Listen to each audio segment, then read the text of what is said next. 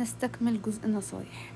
اولا بشوف المواد المتالي من المدرسه. صحيح انا قلت ان هو اي ماده بتتاخد في ماي جون نقدر ناخدها عادي في اكتوبر نوفمبر، ولكن بعض المدارس ما بتسجلش مواد كتير. احيانا المدرسه ممكن تنزل سبجكت برايس ليست، بيبقى فايل او ملف مليان المواد اللي بتتسجل اكتوبر نوفمبر والمصاريف بتاعه امتحانات. ان كيس المدرسه ما نزلتش بروح انا اسالهم بنفسي لو الماده اللي انا عايزه اسجلها موجوده عندهم كامتحانات. ممكن ما تبقاش موجوده كتدريس واخدها كدرس بره، بس اهم حاجه تكون متوفره كامتحانات. ثانيا بتاكد ان الماده اللي انا هاخدها معترف بيها من وزاره التربيه والتعليم المصريه او تنسيق، عشان بعد كده لما اجي اقدم بيها للجامعه. مثلا في دلوقتي كود بتاع العربي هيبقى معترف بيه بس للي هياخده السنه دي، بعد كده اي حد هياخد الكود الجديد بتاع العربي كامبريدج ممكن ما يبقاش معترف بيه في تنسيق. فنخلي بالنا لو انتوا بتشوفوا الفيديو ده بعد سنه 2023 العربي كود الجديد مش هيبقى مقبول في التنسيق المصري. ثالثا اتاكد ان الماده اللي انا هاخدها معترف بيها من الجامعات اللي انا ناويه اقدم عليها ان شاء الله. مثلا في ماده اسمها كومباين ساينس، دي معترف بيها في التنسيق، معترف بيها من وزاره التربيه والتعليم المصريه وفي الجامعات الحكوميه، ولكن في جامعات خاصه مش بتقبل الماده دي. على ما اتذكر كانت الجامعه الالمانيه الجي يو سي مش بتقبل الكومباين ساينس. فتاكدوا من الجامعات اللي انتوا داخلينها لو في ريكويرمنت معين او في ماده هم مش بيقبلوها، ابقى انا حطاها في بالي من دلوقتي عشان ما اتفاجئش بيها ساعه تقديم للجامعه. النصيحه اللي بعد كده اشوف البلان بتاعتي هتبقى عامله ازاي. هل انا ناويه اخلص في يير 11 ولا يير 12؟ هل انا ناويه اخد اي ليفل 1 ولا 2 اي اس؟ كل دي حاجات ممكن تساعدني احدد انا هاخد ايه في اكتوبر نوفمبر. مثلا لو انا ناويه اخلص يير 11 معناها ان انا على ماي جون الجاي اكون مخلصه كل المواد بتاعتي، لان انا مش هحضر السنه الثالثه او الاخرانيه، فانا محتاجه ان انا اخلص الاي اس او الاي ليفل بتاعي بدري. فهاخد اكتوبر نوفمبر ده واحده اي اس، بحيث ان هو ماي جون الجاي اخد اي 2 مثلا. لو انا مش مستعجله هاخد 3 سنين عادي، فممكن في اكتوبر نوفمبر اكمل الاو ليفلز بتاعتي براحتي، وماي جون الجاي اخد الاي اس. من ضمن البلانز بتاعتي ان انا اشوف التخصصات اللي انا ناويه اقدم عليها بعد كده، هي محتاجه مواد تكون ساينتفك اكتر، هل هي محتاجه مواد تكون ماثماتيكال اكتر، وهكذا. النصيحه اللي بعدها في اختيار المواد اخلي بالي من المنهج بتاع الماده ومحتويات الماده اللي انا هاخدها، ده عشان اقدر احدد هل الوقت المتاح ليا السيشن ده هيبقى كفايه ان انا اذاكر الماده واستعد واخش امتحان، ولا اجلها بعد كده لسيشن يبقى عندي وقت اكتر. لان احنا عارفين ان اكتوبر نوفمبر بيبقى عامه الناس بتسافر وتاخد اجازات، فهل انا وقتي هيسمح ان انا اخد ماده طويله، ماده تحتاج مذاكره اول باول، ولا افضل ان انا اخد ماده خفيفه فحتى لو انا هخرج هروح اجازه اي حاجه او انشغل هقدر برضو ان انا الم الماده واخش فيها الامتحان. بعرف المنهج والمحتوى بتاع الماده عن طريق ان انا بفتح سيلبس او بفتح الستودنت جايد. انا عملت فيديوهين ازاي نطلع سيلبس وازاي نطلع الستودنت جايد. لو ما زلت مش قادره احدد انزل اشوف النوتس اللي بتتعمل للماده دي، المدرسين نوتس ساعتهم قد ايه بالظبط، الورق او الكلاسيفايدز او الباست بيبرز اللي انا هحتاج لها الفتره دي كميتها قد ايه. ممكن لو انا مسكتهم وقعدت اقارنهم بشويه المواد اللي انا كنت واخداهم قبل كده هقدر احكم لو الماده دي انا كان مثلا شبه ماده تانية معايا كانت طويله محتاجه وقت طويل مني، محتاجه مذاكره اول باول. ممكن يفيدني ان انا اسال المدرس هو ناوي يخلص الشرح امتى ويبدا المراجعات امتى. كل ده عشان اوزن ما بين الاجازه وفترات المذاكره واعرف انا امتى هكون مستعده ان انا ادخل الامتحان. النصيحه اللي بعد كده ان انا اشوف السورسز او الماتيريالز او الحاجات المصادر ممكن تساعدني بعد كده لما اجي اذاكر الماده دي. حتى لو قررت ان انا هاخد درس في الماده، لكن لو انا لقيت الماده مش معمول لها مصادر كتير، مش معمول لها ماتيريالز كتير، فدي حاجه تنبهني من اولها. ممكن حتى تساعدني ان لو في ماده انا مش مقبله عليها ولكن لقيت لها ماتيريالز كتير، لقيت لها مصادر كتير ممكن استعين بيها في مذاكرتها، تسهل عليا الامور اكتر وابقى مستعده للامتحان، عما اخد ماده ملهاش مصادر ولا ليها حاجه اذاكر منها. النصيحه اللي بعد كده علاقه الماده اللي انا باخدها بالمواد اللي انا خدتها قبل كده او المواد اللي انا هاخدها جنبها. مثلا لو انا مخلصه مثلا 3 ساينس، دي حاجه هتساعدني جدا ان انا اخد ماده زي الكومباين ساينس. لو انا واخده اي سي قبل كده فدي حاجه هتساعدني ان انا اخد كمبيوتر ساينس. وكمان لو انا لسه ما خدتش المواد دي لكن انا ناويه اخد مادتين في اكتوبر نوفمبر وعايزه مادتين يبقى ليهم علاقه ببعض عشان تبقى تقريبا مذاكرتهم شبه بعض، تبقى مذاكرتهم واحده، فهيساعدني جدا ان انا اخد ماده فيها حاجات متشابهه من ماده ثانيه، فهيبقى كاني بذاكر حاجتين في نفس الوقت زي كمبيوتر ساينس والاي سي، هما الاثنين فيهم حاجات متشابهه. مواد الكوميرس فيهم حاجات متشابهه من بعض زي الاكاونتنج والبيزنس، لو انا خدتهم جنب بعض في اجزاء منهم هتساعدني. مثلا برضو في اجزاء في الاي ليفلز بتاعت الساينس بيبقى فيها statistics كتير، فلو انا ناويه اخد اكتر من اي ليفل او ناويه اخد اكتر من اي اس، واحد من الاي اس هيكون ساينس واحد هيكون ماث، اخلي بالي ان الماث يكون فيه جزء statistics عشان مذاكرته هتبقى شبه الستاتستكس اللي في الساينس، هما الاثنين هيكونوا بيساعدوني كاني بذاكر حاجتين في نفس الوقت. دي كانت كل النصايح من وجهه نظري. لو عندكم حاجات اكتر ممكن تقولوها لي في الكومنتس عشان كل الناس